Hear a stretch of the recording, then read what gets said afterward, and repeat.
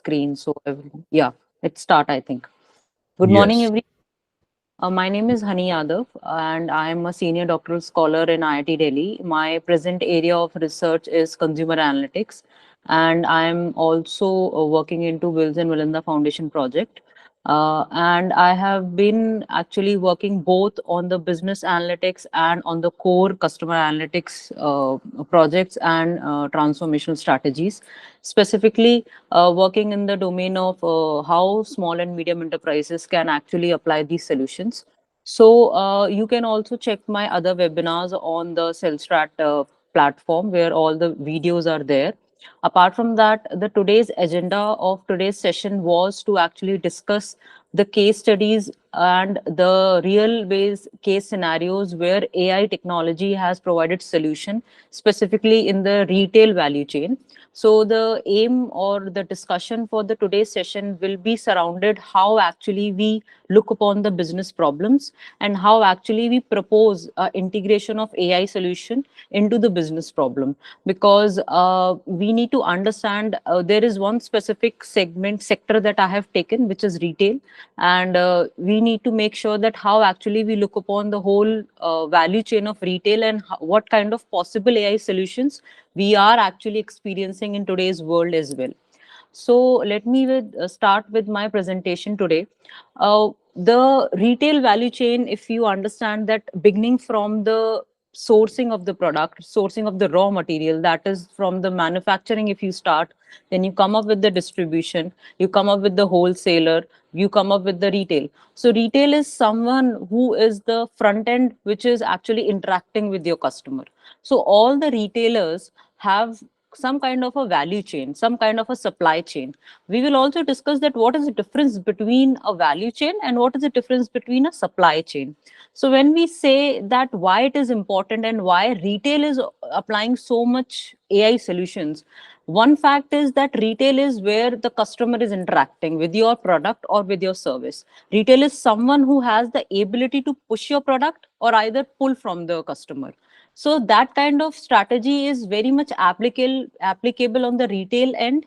And when we look upon the whole value chain and we look behind the value chain of retail, more of a optimization and automation comes into the picture.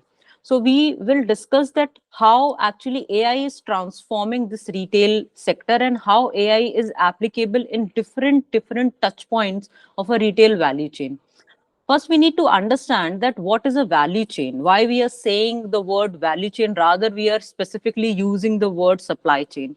So when you say that a value chain, that basically means that a value chain is something that support decision and optimize your activities throughout your beginning from the procurement of your product or making of your product, that is manufacturing of your product, and to the end when your product or service is delivered to your customer. So that whole chain, when you actually have your raw materials, make your product, or actually synthesize your services, make into one subscription based model, and then to actually delivering it to the customer, that one whole chain, when you actually try to add value to each and every segment of that, that is how you aim to maximize productivity and profitability. So that is the reason we are so much into the domain where so much competition is there in the retail domain, and everyone is trying to add value to any one part of it. So one example, if I would give you, is you have Big Basket into the market, you have Zepto into the market, you have Grofers into the market, and all of these three players have similar kind of business model. They all actually give you your FMCG products. They all deal with fast moving consumer goods. They all deal with groceries. They all try to build a model, a demand aggregator model, where customer is actually able to order from their online websites and you get your order in within your location. The only thing they are actually adding is some augmentation into their value chain.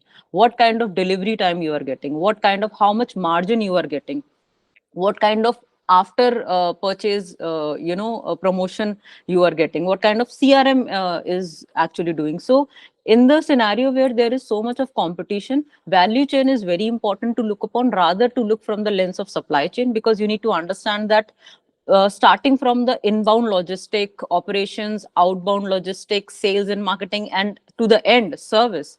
This is something that you need to add value each and every level. Then only you can always, have an edge from your competition. So what we meant by inbound logistic, these are the primary activities that when you have a retail business that is involved. So starting from a logistic that is involved from your suppliers, from your investors, from your financial partners, and from that inbound logistic where your product or services are making or are cooking upon, and from the starting of the manufacturer, then you follow the chain, and from the operation part as well, where you actually make your product, all the machinery is involved and all the manufacturing activities are involved. Then you come with the outbound logistic where you actually try to reach your customer, you try to deliver the customer the product or service. And the sales and marketing and the service, these all are actually the part of a retail value chain, which comes into specific segment. Whether you have a product, it might be different. Whether you have a service, it might be different. Apart from that, as I discussed, that value chain and supply chain is something that very important in today's competitive world. Because if you see why I chose Big Basket over Grofers, they have to give me some kind of augmentation, they have to give me some kind of edge. So let's say if Big Basket is offering me 1 kg of apples at a lower rate from Grofers, they have to augment their value chain, they have to somehow identify how to procure the product early in the morning from the from that kind of local vendors, so that they can give me the margin. So that kind of value chain augmentation is very important, because in such a competitive environment, so a consumer have the tendency to switch over. Consumer will definitely switch over if the delivery time is 15 minutes. So all the players into, if you see in the specifically in this hybrid model that is followed by Big Basket, Grofers, and Zepto, they all are playing on the how much delivery time they can reduce for their customer. Now they are actually promising to give you within 15 minutes. And with the 15 minutes delivery, they have also to ensure the quality and the margins they are giving to you. So it is so tight in the markets, it is so competitive, that if you don't augment your value chain, if you don't augment your supply chain, it will be very impossible for you to, for the customers to keep hold to your product. So the major difference when you look from the lens of value chain, apart from the supply chain, is something that supply chain is very controlling and planning chain activities, where you have a specific structured format and you follow that format. So your product is manufacturing, you deliver your product, you go to the wholesaler, then wholesaler get to the distributor, and so on and so forth. So it's a very structured and planned form of activities. But when you look upon the value chain, it is something that you provide a competitive advantage, where you actually, when you choose your suppliers, when you do demand forecasting, when you actually making your product, how you are doing your inventory management. Are you doing inventory management on the basis of demand forecasting? Are you ready to know that how much space you need to acquire for your inventory? Do you know that what kind of merchandise planning you need to do at your retail end? So that is something that add value to your supply chain, and that's what the major difference comes between supply chain and value chain. Apart from that, the main activities that are involved, or the stages that are involved in the retail value chain, are you create a product, you have a inventory management, and you distribute your products, and finally you make it deliver to your consumers. Each and every part have AI solutions which are meant for it, and each and every part, AI is now able to actually augment each and every stage which we are discussing into retail value chain. And why it is more important, if you look at upon my lens, what so it is important because the moment customer interacts with you, the moments you give your experience to your customer, that is something make a position to the mind of the customer. So let's say if I go to a Big Basket, or if the next day Big Basket plans to have their own physical store, and if I'm checking out into a Big Basket rather going to a local, a local vendor shop, the only difference Big Basket can offer me is on the experience based. What kind of interaction I'm having with the Big Basket, what kind of interaction I have when I go to Chroma, what kind of interaction I have when I go to Reliance. So that experience matters. And if you see that the value, the technology or the application of technology that is happening at each and every stage in retail, this is something that actually helping the business partners and business entrepreneurs to actually imagine what kind of solutions they can give. So for the design stage, if we discuss, we have CAD systems, we have fabric quality checking, we are seeing the technology application of online product searches. We are simultaneously analyzing that what kind of need and what kind of demand is happening in the market. From the sourcing and procurement stage, we are doing assortment planning, we are using merchandise financial planning, size profile optimization. A lot of Excel is used in that platform in that stage. Manufacturing and assembly is also using ERP systems. So this is something that is happening, right? And in the further PPT, we will also analyze that what kind of AI solution is also providing. So manufacturing and assembly, we are seeing ERP systems, we are having assembly lines, workforce scheduling, material management. In the inventory management and distribution network, we are seeing product information management, order processing, demand planning, product allocation, store operation and sales. We have price management, promotional planning, product lifecycle management, POS systems. And so POS systems stand for the product operating systems, where actually when the customer interact with you, and you give that when the customer wants to do the transaction with your retail platform or with your store, how easeability and how what kind of management you have in all over your store. Fulfillment demand prediction is one of the major part. They can reduce the inventory management spaces, they can, all the optimization theories that is happening, all are based how agile a business could be and how flexibility a business could have with the prediction. So inventory management, ordering items. We see one example when COVID hit us, that what, no one could have ever imagined the demand which was going to surge into this sector. And that is how I think Big Basket was able to survive, because prior to COVID-19, if you see the case studies that Big Basket have, they were actually struggling to find out the business model. They were actually struggling to identify how they should manage and how they should actually continue and have a sustainable business model. Later on, they actually collaborated with the hybrid local vendors, and they started using their platform as, as a service delivery. Because if you see, you are getting a lot of margins on these platforms, and if you are getting the margin, if they are giving customers so much margin, it is difficult for their end to survive, to actually make sure that they are also going with their business plan. uh, Customer use and support, you can see online platforms, PO system is also a part of customer use and support, and all the CRM management.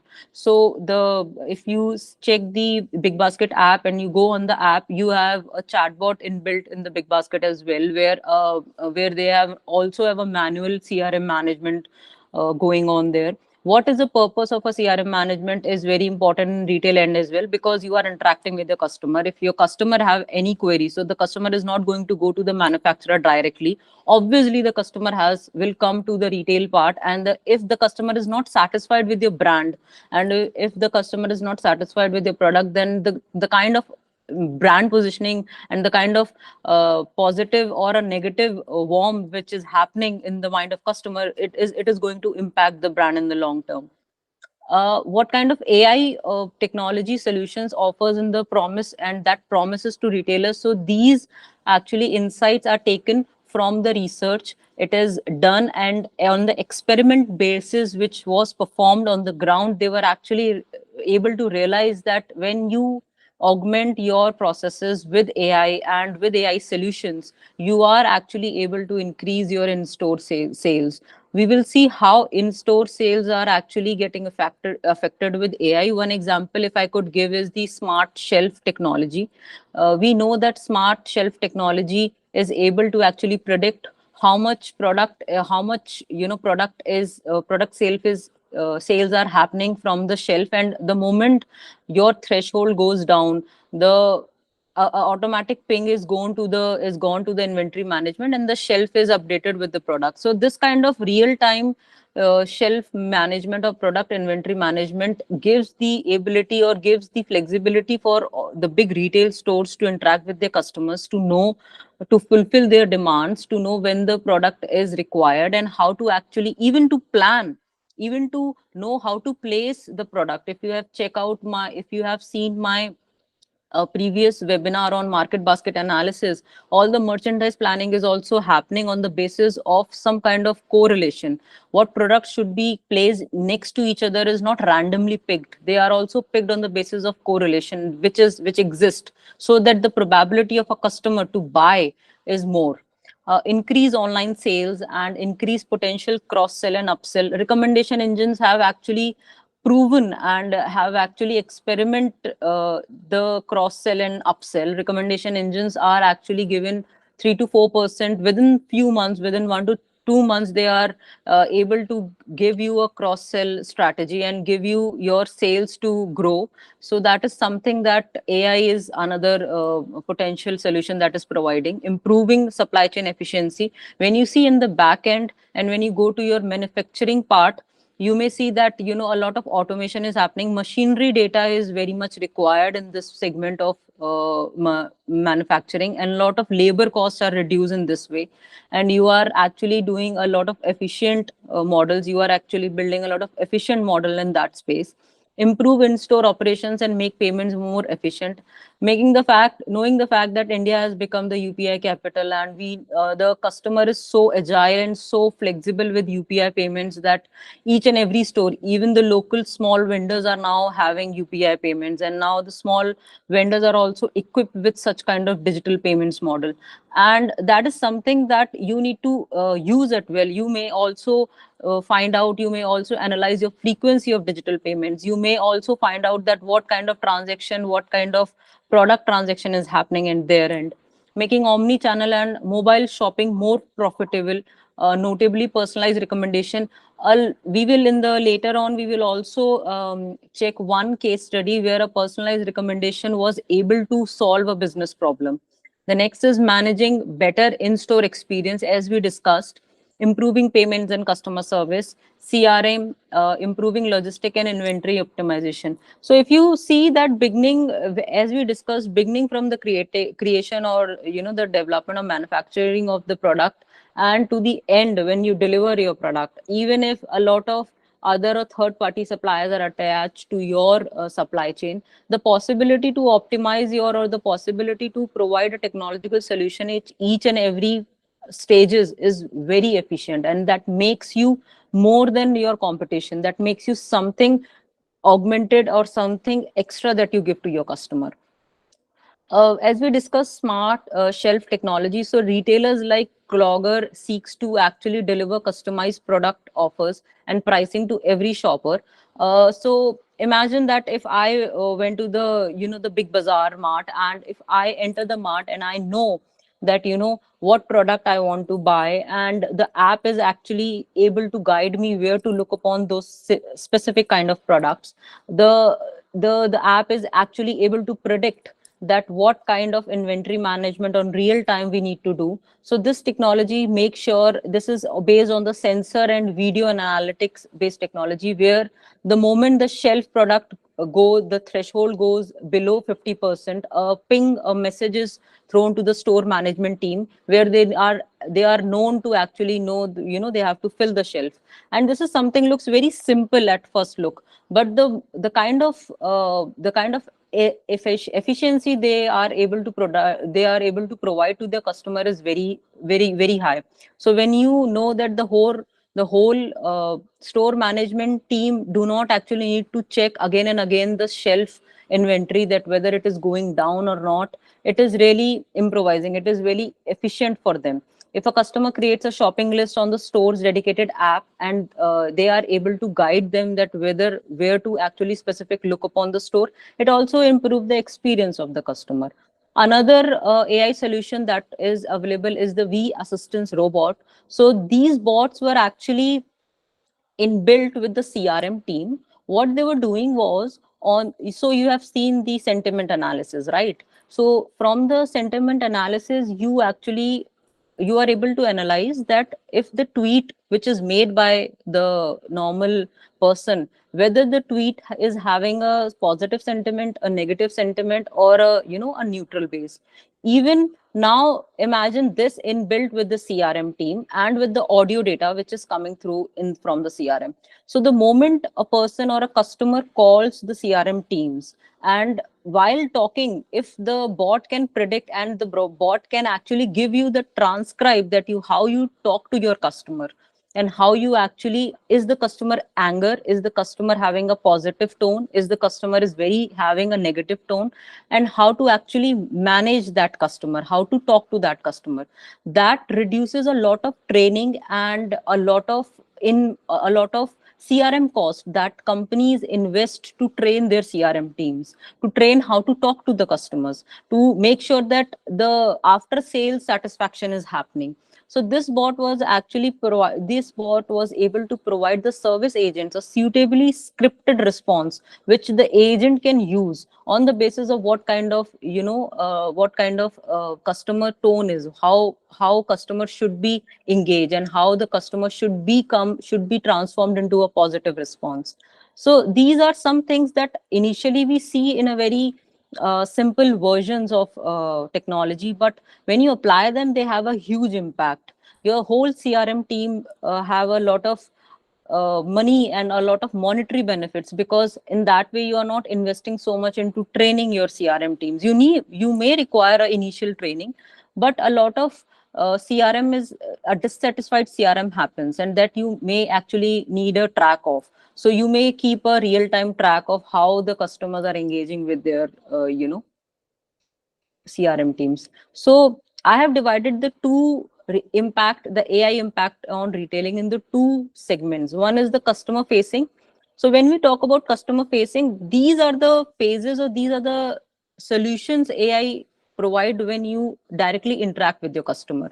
So these are basically on the demand side application. And when you say the non-customer facing, so these are the back end supply side application that you actually find AI suitable for.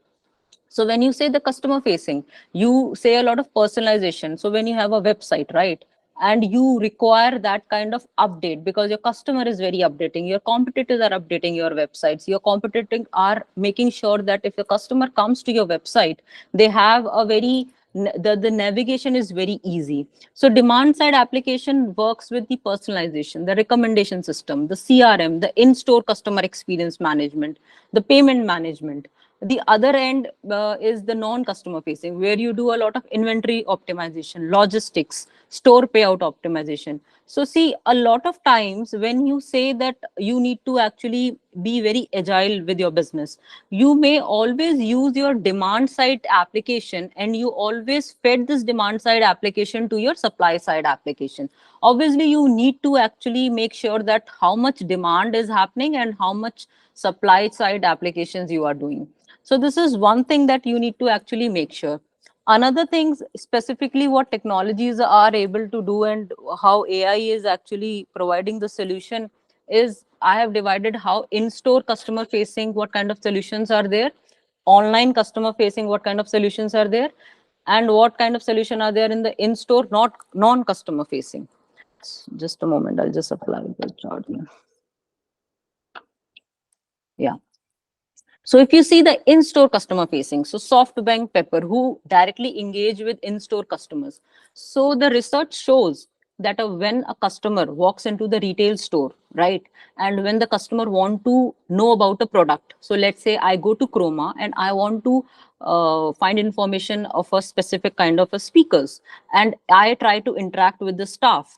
So the problem is, most of the times the staff do not have adequate amount of information the customer is looking for, and the customer gets so dissatisfied, because now the customer is not the traditional customer where the customer is having no idea about the product.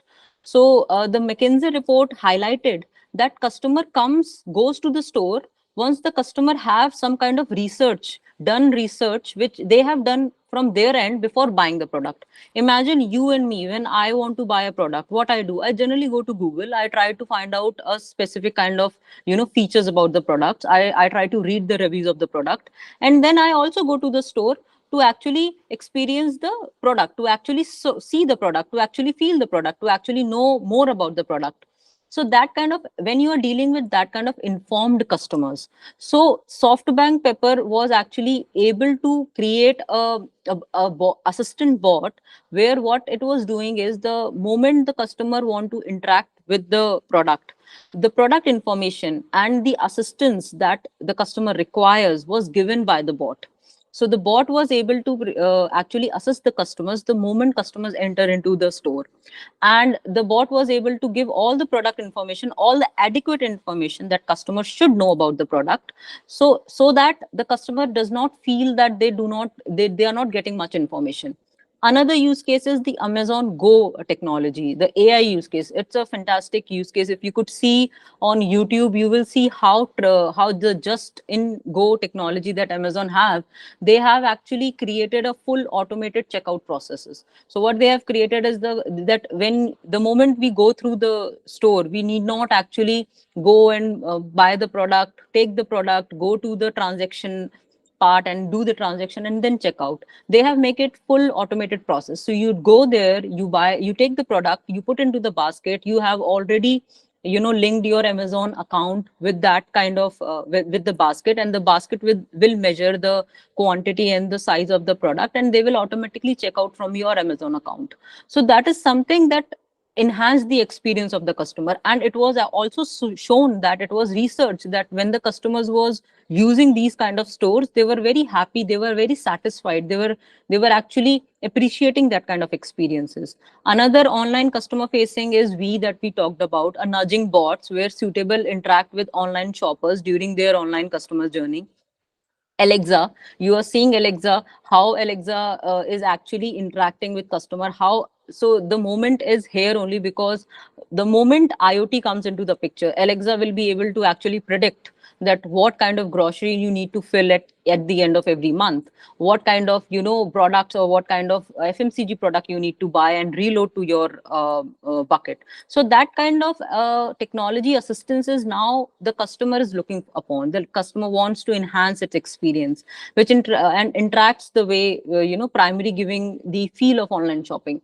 And another example is AI powered. So Sephora, if you go to the website of Sephora, you will see that how, even not Sephora only, you go to the website of Nika, you go to the websites, and if you want to buy, let's say, some kind of lip liner or some kind of lipsticks or some kind of foundations, you can actually see that product, and with the use of AR, with the use of augmented reality applications, you can match that product to your to your complexions and to your face. These looks very small applications, but in the longer term, customer actually get addicted to these kind of experiences, and the customer want to have the enhanced experience, and then they go, the repeated transactions increases in that phase.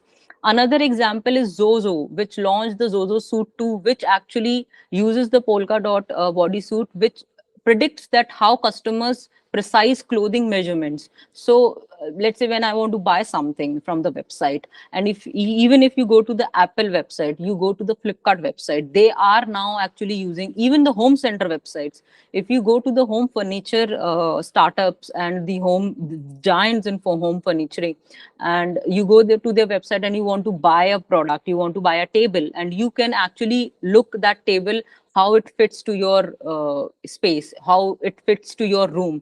So solutions are very customer centric. So solutions are very application centric. So AI is a general purpose technology, and when you talk about AI, it has various application into different domains. You have to select that what solution you are looking upon. Another example in store non customer facing is the robot tele, which actually is used by a giant eagle stores, which minimally interacts with customers. And so that is the reason. So it actually optimizes the spaces, it actually optimizes the whole inventory management. The care for users, SaaS, where it support the demand forecasting, which also reflect relatively non-customer application, but still it is happening on the back end. And these are some kind of AI solutions that are also able to enhance their value chain. So when you are able to demand, when you are able to forecast your demand very precisely, and the advantage with AI is that the precision which we are actually now able to achieve with AI is tremendous, is very near to actually we wanted. So that kind of forecasting is possible. You can make the your whole inventory management just in time. You can actually predict what kind of sales could be happening in the next month or in the years or so. So these are some solutions that are actually implemented and tested and researched, and they have also shown a positive response. Another applicable and the description about some application and technologies are, you know, about Amazon Alexa. We discussed about Alexa. Amazon Go, we discussed that, you know, how they are using the whole uh, go and buy and transaction to be into automated. The Paint app, the Beha Paint app, where they are actually, so again, I said that home furniture's applications are tremendously using the AR technology to actually give the experience to the customer, identify which product will be suited more for their, you know, their need. So the in this Paint app, customers used to identify the optimal color for their painting applications, includes the ability to color match via uploaded photographs. So this is one solution that you know, the decor, the home furnitures companies and businesses are very applicable, and even Flipkarts also are using it, because Flipkart came up with their own furniture segment, and they are also giving that experience to the customers, because they don't have a physical store, right? So they need to actually give the customer the experience that how the product will look. And that augmentation separates Flipkart from other giants. FaceX, so facial identification softwares. Imagine that with the smart shelf technology, you are able to actually see the demography of your customers. You are able to actually match the young female, the basic, you know, interest, the basic eye movements of your customer. So these all actually, the all the data that comes to through these app actually are able to understand your customers more precisely, to actually make the businesses equipped with more specific and competitive strategies. So retailers can use this AI to identify VIP customers who visit stores. And imagine the other day if Amazon decided to open a physical store, and the kind of experience, if you go to the Amazon store, you know, and the kind of product identification matching with the customer need, if they could do it, that is something that, you know, enhance the experience of the customer. That is something that why customer would like to go to Amazon rather going to some other, choosing some other store. Pepper Soft, we discussed that how this robot was directly engages with customers in bank and retail stores and assists with customer services. Kentex, where a customer visits the Kentex to examine various insurance options, and AI identifies which customers are provided insurance incentives and which are not provided them. So that kind of, you know, applications in the fintech also we are seeing, because fintech has a lot of data available and a lot of customer fraud detection, and all these models are giving a edge to these fintech companies. Kroger Smart Shelf, we discussed that how this smart shelf technology was able to enhance the experience. Memory Mirror, so this is a kind of a AI powered digital mirror that allows customers to virtually try on clothes. So if you go, I don't remember. If you go on Zara, I get, so the Zara website is actually integrated with this. So if you want to actually try on their trousers, if you want to see that how the trousers will look upon, you can actually use this via from their website. So this is something that it is happening, and you can actually experience it, and this is how you create an edge. Tally, which we discussed, care for Umood or Uniqlo. So if you go to the Uniqlo website, Uniqlo is now able to precisely recommend you something which is more closer to what you want to buy. So these kind of recommendation engines are coming so close that they are able to predict what I want before even I know that I will be interested into that product. So recommendation engines are something that give, so customers hate a cognitive load. We don't want to see 1,000 options and then we want to decide that what options we need to make. We are looking for a solution that is closer to what I want and what you want, and recommendation engines are actually able to provide that. And that is the reason that implementing recommendation engines give you a very, subtle and very early growth in your sales. So that is the reason recommendation engines are so much applicable into the today's business scenarios. So we will also discuss one case studies, which is based on the recommendation engine creation on online retail mart. And it is the case study which you can also find and refer if you want to read the full case.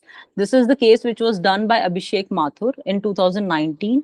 And the whole case was about a retail chain in Europe, which caters to a wide variety of customers in the middle class segment.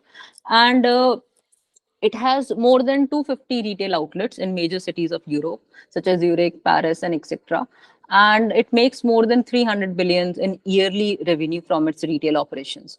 So the case was about that the moment the company started its own idea of online retail division and announced the building of its internet retail store to online customers. So the necessity to be present online as well as offline has increased tremendously. So customer is now not only want to check the product on your website, customer also want to actually experience the product from the store. So the necessity of a hybrid model has increased a lot. So they decided that okay, then they started a online, a division or a retail division, and they started to discuss that what kind of how this would grow and how much revenue they could actually make via doing this online retail division. And while the online sales were have been increasing since the launch of the product online store, they actually see that some of their competitors, so eating into the share of revenue, some of their rival online sales were offering better pricing and other customer friendly features like recommendation engines, and similar to the recommendation engines that show up on the websites like Amazon and so on and so forth. So discussing this, the senior manager and the Zaki, which Mr. Zaki called for the report for its competition intelligence, and they identify that something was happening. So current state of Agastya's online sales, they wanted to know, and the state of competition, what they are in. And they realized that the revenue was actually not going up yearly. So if you see that sales were happening, so in the 2014, 2015, 2016, and projected 2017, so the sales were going up, but somehow the revenue was not going up, right? And they wanted to actually, analyze that why is it happening, why they were not able to actually make the revenue. And they identify that in the fact that the online sales have been increasing year after year, the revenue share has been decreasing sharply in the comparison to sales. And he attributed aggressive competitive strategies by rival online stores. So the main reason for the decline in revenue was that to increase the sales, they have to actually reduce the prices. So the necessity to actually continue with the sales, they were reducing the price to a margin where they could not make a revenue out of it. So the product offered at reduced prices when the competition cut their profit margins to increase their sales. He also pointed to the fact that the rival stores had better programs to retain customers' loyalty. So customers were not doing the repeated sales. Customers were not coming back and doing the sale. So they have to push it. They have to give a lot of margin. Then only the customers were actually buying from their online portal. And the drive repeated orders to make the customer increase their sales by recommending products that the customers was likely to buy on their website. So this was happening, something their competitors were doing. So the main competitor of Agastya, they realized that was able to increase its customer recommendation through a machine learning based online recommendation engine on its website. And that is something that they realized that if they want to retain their customers, if they want to actually make their customers engage and repeated sales to make, they need to build some kind of recommendation, some kind of engagement, some kind of point, or some kind of point of purchase differentiation where the customer need to come back to their portal. So if you see, the average sales data shows that the sales were actually going up, so from 2014 to 15 to 16, but the average sales per invoice was not there. So in 2014 to 15 to 16 it was going down. So it further mentioned that the average sales going decline from 15 to 16 so high was because that each customers was ordering less than they did the previous year. So that indicate that the customers were not getting, back. The retention rate was very low. And this was not just the cause of concern, but also meant that it needed to be looked for more closely regarding the reason. So see, most of the time what happens is that when you have such scenarios in businesses, you do not actually go directly looking for upon a recommendation engines or looking upon for a AI solutions. So the very critical point and the significant step that the business took was they floated a consumer feedback survey, a customer feedback survey, and they purposely floated it on the length of 3 months during the Christmas seasons, because they know that the sales and the percentage of customers were very high in this period. And they floated the survey, and the total users were 551, and the users rated 39 products. Once they knew that, okay, customers, they knew the survey, and once they knew the questions the survey addressed, then they step forward into the AI solution. So most of the mistakes that happens in the present businesses is where you see a problem and you suddenly try to look upon that what AI solution you could do, rather taking one step back and try to analyze the situation and try to understand that why it is happening. So you need to identify why, then only you can identify that what AI solution or what kind of analytical solutions you can provide to your customers. So from the survey, it was presented to 551 users who rated a total of 39 products with a rating size of 1719 ratings.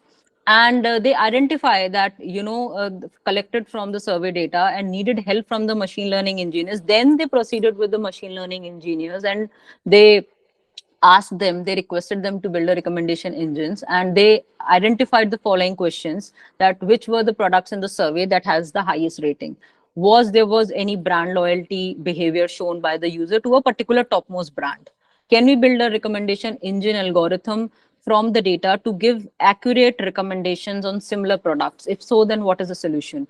Most of the time when I engage with the businesses, or when I engage with small or medium businesses, the problem is that these questions are not clear.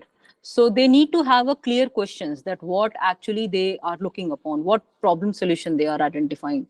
So can we build, what were the most popular products in the survey, and was the similarity score of the most popular products in the survey? So then they started to think then what kind of recommendation model they need to build. So they realized that they would like to build a recommendation model on the top category of products, top rated category of products that they received from the survey. They did not go for a market basket or association based rule recommendation engine. So if you have seen the market basket case analysis or the market basket project, the market basket projects identify products on the base of association rules. That means most of the products are bought together from the past transaction history. But here they wanted to make sure that they are recommending the products on the basis of rating. So the top most rated products were combined and recommended to the customers. So they created the product rating table, and they realized that, let's say, if the customer wanted a chocolate cup, a Dalmir chocolate cup, then if the rating of the chocolate cup is, let's say, topmost, then only the topmost products that have the similar rating should be recommended to the customers. And then they begin with the coding projects, and they sorted the values, and they identify that what are the products that were rated similar to the chocolate cup, or the product that the customers was buying. And they assorted, and they removed no needed correlations, because they wanted to make sure that what kind of recommendation they are doing on the basis of ratings, size, rating the mean, and the similarity between the products. And finally they were actually able to recommend what, if the customer is buying the Dalmir chocolate cup, then what are the similar rated products that could be recommended. So recommendation engines also work into different ways and different models. Some recommendation engines work on the association based rules, some recommendation engines work on the correlation rules. So you need to identify, and at the end of the conclusion they were actually able to implement the recommendation systems. And they had, if you read the full case, they had another query as well, where they wanted to implement a customer, a CRM, complaint classifier, a kind of, they want to build a chatbot which was able to rectify the customer complaints. But anyhow, they were actually limited with the financial limitation, and they could not go with the proceeded with the customer complaint management systems. And these both systems you can actually find, if you are keen and you want to actually try these models, you can find into the market analytics pack that is present on the Salesstrat hub. And these both are present. The customer complaint classifier is present, and the recommendation engine is also present on the basis of market basket or association rules. I think another recommendation engine is also there. And at the end of the case, I also identify similar cases from the research. So one case study that I identify was Maruf, which was actually done in 2019. And it was also done for the large retail distribution warehouse, where smart warehouse systems were adopted. So when you have a huge warehouse, you know, when you have a huge warehouse systems, you need to actually manage the inventory as well. You need to manage the product assortment systems. So the result highlighted that the implementation and the technology the team were very optimistic about the technology, and they were having a ease of working. They were actually able to optimize their processes. Another case was done by Rahman in 2021, which was done on the route optimization, because it was a chain of retail stores in Dhaka city, Bangladesh. And they were able to improve their optimization result, reduction from a travel distance and time. So basically, this is the second end, the supply side application in the retail chain, where you are actually applying technology to reduce the travel time, to reduce the lead time, to increase the efficiency, to increase the optimization level. Another case was done by Martinez 2019, where they run, and you can check the RFM analysis, which could be present on the Salesstrat page. And this analysis was done to actually identify, to create a loyalty program. So the company it was a worldwide home furniture Scandinavian retailer, and they wanted to build a loyalty program. So for the loyalty program, they wanted to identify their top customers. And for that purpose, they actually implemented the two-tuple RFM model. The only difference in this RFM model was it was actually done on the base of k-means clustering. It was done double clustering method, so that they were actually able to precisely identify the customers they need to look upon.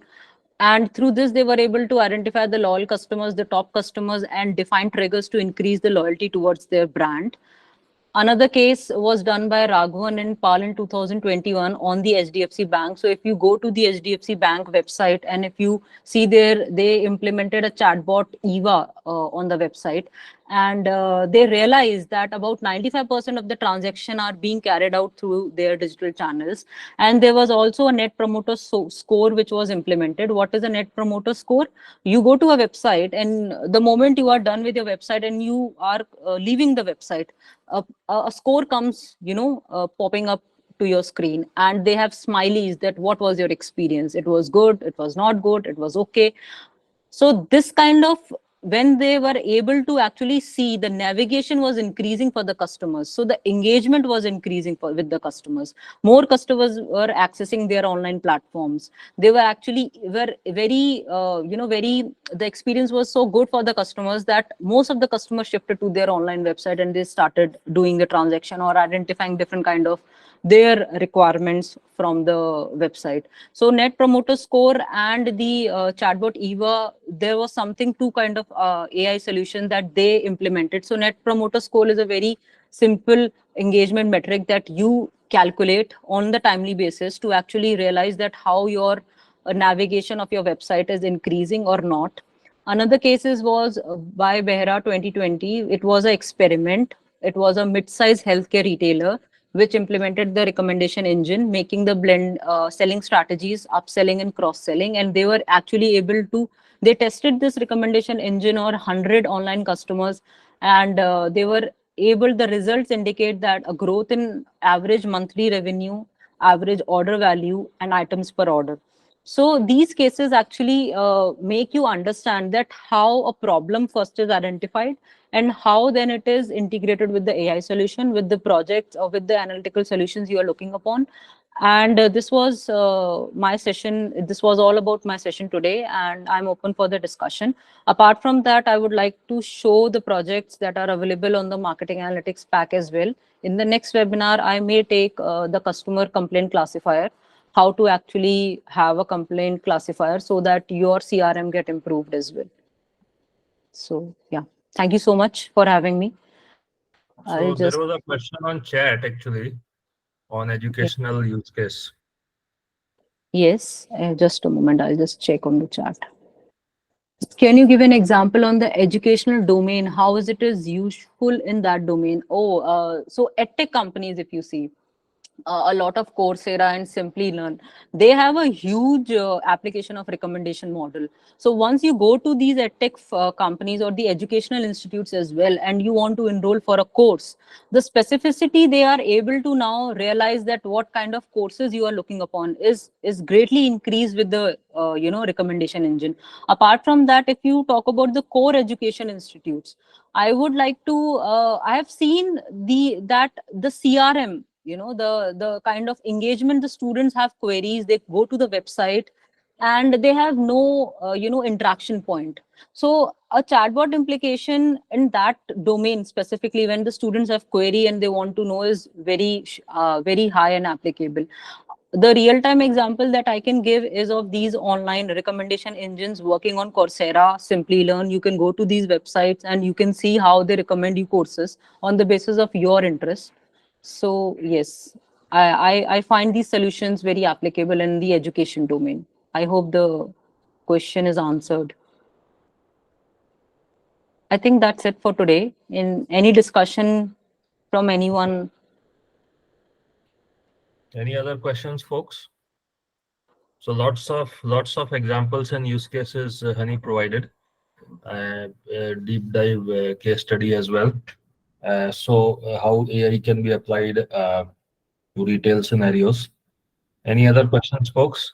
In this whole ecosystem of AI and ML, okay, I'm not able to, okay, yeah. How do we manage information asymmetry in this cognitive load of offline and online switching? Information asymmetry happens when there is no synchronization between the offline and the online database management. So most of the time, why information asymmetry happens is that when the customer is interacting with your offline businesses or your offline stores, and when the customer is doing the transaction online, the sync between the data or the sync between the management of data is not there. So that if you want to decrease the information asymmetry, you need to have a streamline. So for example, Apple, you buy a product on Apple, you go to their store, they have the exact data available what you have done from their online website. So the information asymmetry is not there, because whatever customer is interacting from their website, and when the customer go to the store, they are portraying with the same experiences. So you need to actually make sure that beginning from your product and beginning from your physical store, having an online presence as well, these three elements of your businesses need to be synchronized. So you need to have a centrally domain database management systems, and your team should be able to actually fetch the data on the real time, so that they are actually able to see what the customer journey has been. Has the customer have interaction with the physical store and then it is coming to the online platform, or has the customer Nika, you go to the Nika website, you buy, you do a transaction, and then if you go there to the stores as well, you will find a similar data and you will find the similar information that you can inquire on the stores. So that is something that I believe the will decrease the information asymmetry. Yeah. And any other question? How do you successfully design or develop these models? Means what are the key points that should we keep in mind? Sorry, I couldn't hear you. Can you please Means repeat? developing these AI models or machine learning recommendation engines. So it can go wrong, right? Sometimes. So Yeah. while developing it, right? So what are the key points that we should keep in mind to successfully develop and get the results that we uh, desire? So Swapnil, there was a case study and there was a webinar which was presented by Stefano, Professor Stefano, a Wharton, business school professors, and they said that let's say you want to build a recommendation model. You see that your engagement is less and you want to retain your customer from your website. The first question that you ask yourself is, or from a business perspective, is that what you actually want to recommend to your customers. See, there are different ways. You go to Netflix, you open your Netflix account, you see a similar movie recommendation happening, right? Which is a content based recommendation model running behind the platform. You go into the big basket, there is a smart basket, which is actually able to predict on your monthly, how they are predicting your next buy on the monthly transaction that you have done with the big basket. So smart basket is different. Smart basket gives you recommendation on the basis of your transaction that has happened into the from the tradition, from the your past data. And the top models or the top product which is recommended down the line of the big basket, or the combination of the product, that is happening on the basis of association rule. So the first thing that I would suggest, that if you want to have a recommendation model, so you say AI or ML, I would first initially start that what problem actually you have in your business, or what way, what is the touch point, what is the digital touch point you are looking to implement a AI solution. If you are looking at touch point where CRM is happening, then there is a lot different applications of AI which could be done into CRM. If you are looking upon recommendation engine, then you need to be make sure that Big Basket could have decided that they wanted to give Smart Basket as well as recommendation. So they do both. They give you the Smart Basket option, and they also recommend you on the basis of association rules. You go to Amazon, they give you a recommendation on the top rated products. They give you recommendation of top buyed product as well. So the main problem is you need to first understand that how you want to. You need to understand that what is happening in a recommendation model, how it is recommending the product, what is happening in the algorithm, how you are creating the rules, how you are creating the correlation between the products, and then you are suggesting the recommendation. So yes, that's something that from my experience here.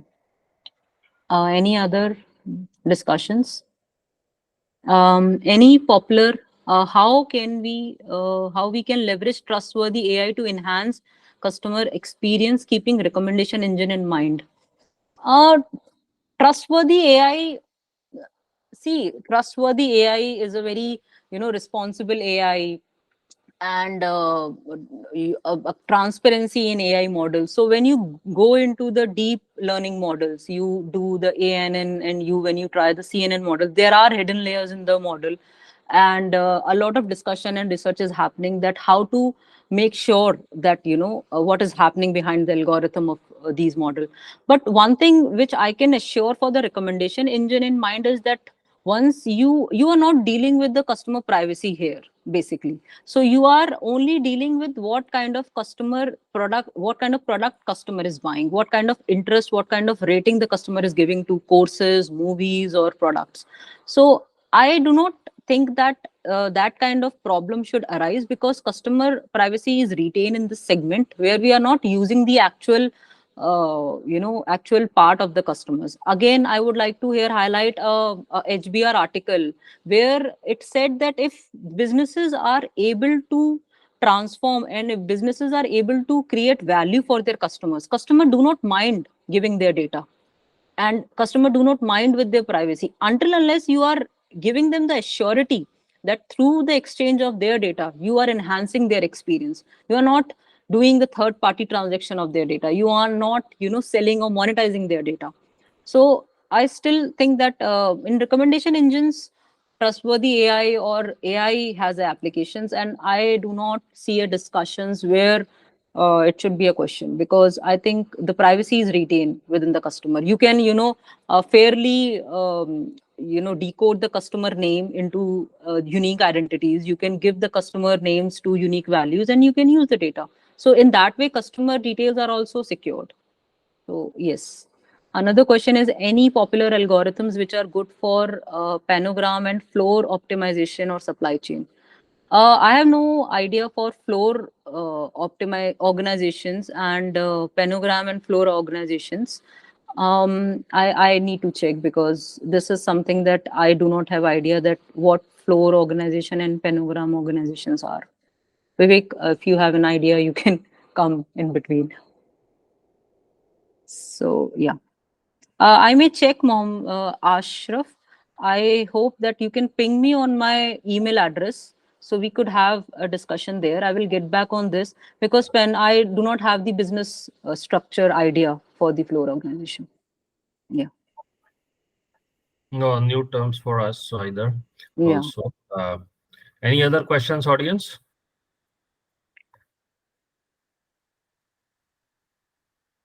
Okay, so fairly extensive presentation by Miss Honey from IIT Delhi. Thanks, Honey, and look forward to your future sessions.